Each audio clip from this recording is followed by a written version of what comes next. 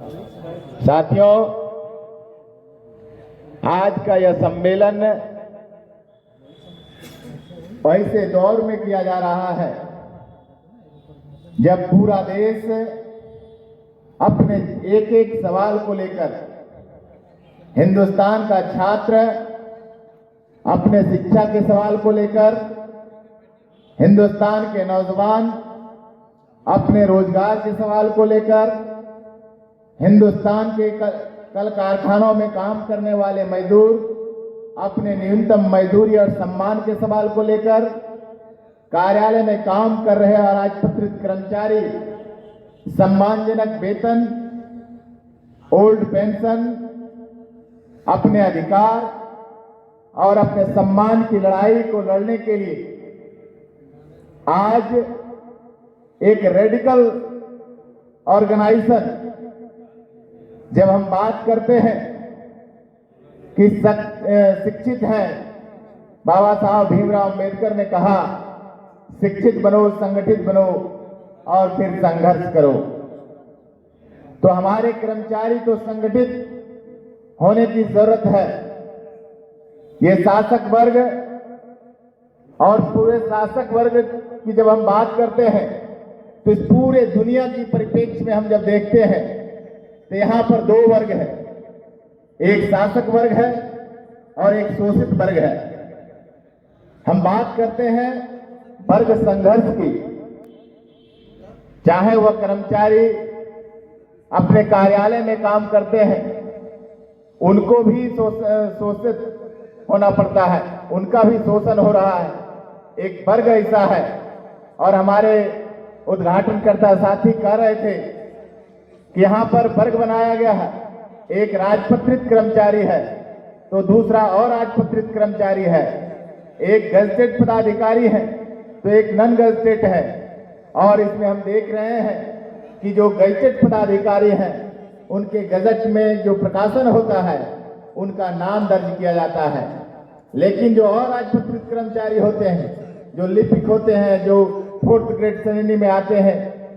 जिनको और राजपत्रित श्रेणी में रखा गया है, आज उसको सम्मानजनक जिंदगी, सम्मान, उनके अधिकार, उनकी सामाजिक सुरक्षा की कोई गारंटी सरकार के पास नहीं है। आज जब हम बात कर रहे हैं कि आपके महासंघ गोपगुट का 6ठा सम्मेलन, हमारे साथी कह रहे थे कि इस दौर में हो रहा है जब पूरे हिंदुस्तान की एक बड़ी आबादी अपने हक अधिकार की लड़ाई को लड़ने के लिए सड़क पर संघर्ष कर रहा है। आज हमारे देश के किसान, आज हमारे देश के नौजवान, आज हिंदुस्तान के छात्र, आज हिंदुस्तान की महिलाएं, आज हिंदुस्तान की कर्मचारी, सब लोग इस शासक वर्ग से त्रस्त हैं और वो अपने सम्मानजनक जिंदगी, अपने अधिकार की लड़ाई लड़ने के लिए, आज संगठित होने के लिए आज इस 6ठे सम्मेलन में आप उपस्थित हुए हैं। और इस कार्यक्रम की शुरुआत जब आप कर रहे थे तो हमने देखा कि आपने लाल झंडे में फूल खिलाए, लाल झंडे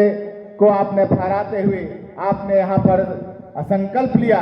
कि जो लाल झंडे के शहीदों ने सपना देखा था, ये लाल झंडे की शुरुआत भी श्रमिक वर्गों ने किया था। और इसके इतिहास को जब हम याद करते हैं तो 1886 ईस्वी के उस शिकागो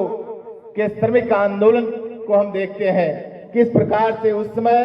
24 घंटा में 8 घंटे काम की बात किया था। और उस समय ने हम देखा कि उस समय के मजदूरों ने संगठित होकर उस समय के शासक वर्ग, उस समय के उद्योगपतियों के खिलाफ उन्होंने घोषणा किया था कि 24 घंटा में हमें 8 घंटा आराम के लिए, 8 घंटा हमें मनोरंजन के लिए और 8 घंटा मैं काम करूंगा। लेकिन आज हम देख रहे हैं कि किस प्रकार से कर्मचारियों को हम देख रहे हैं कि 12-12 घंटा काम कराया जाता है। ये कहा जाता है कि राष्ट्र का निर्माण करना है। मैं पूछना चाहता हूं कि राष्ट्र का निर्माण का मतलब ये होता है कि हिंदुस्तान के एक एक नागरिकों का सम्मान, हिंदुस्तान के एक एक नागरिकों का उत्थान, हिंदुस्तान के एक एक नागरिकों को उनका अधिकार। लेकिन आज हम देख रहे हैं कि राष्ट्र निर्माण के नाम पर हमें 8 घंटा से बढ़ा करके 12 घंटा काम कराया जाता है, मानसिक रूप से हमें प्रताड़ित किया जाता है। इसलिए आप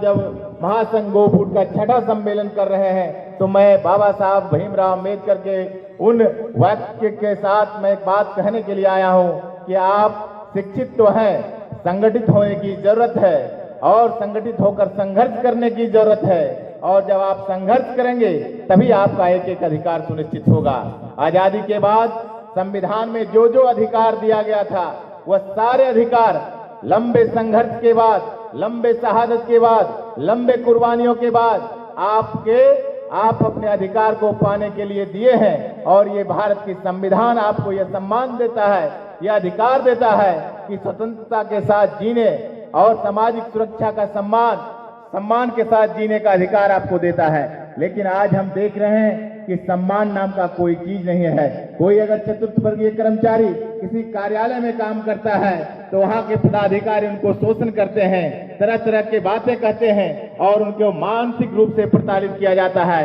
इसके खिलाफ भी आपको संगठित होना होगा और संगठित होकर के उनका प्रतिरोध करना होगा। इसलिए कि जितने भी हिंदुस्तान में कार्यालय चल रहा है, संचालित हो रहा है, वो कार्यालय कर्मचारियों के बल पर संचालित हो रहा है, और कार्यालय अगर संचालित हो रहा है तो उसके बुनियाद में हमारे चतुर्वर्गीय और अराजपत्रित कर्मचारी है। इस अराजपत्रित कर्मचारी को संगठित होकर के और किसी कर्मचारी पर हो रहे दमन के खिलाफ आवाज उठाना होगा, तभी हम समझेंगे कि आपका अधिकार और आपका सम्मान सुरक्षित बच पाएगा। साथियों, मैं कहना चाहता हूं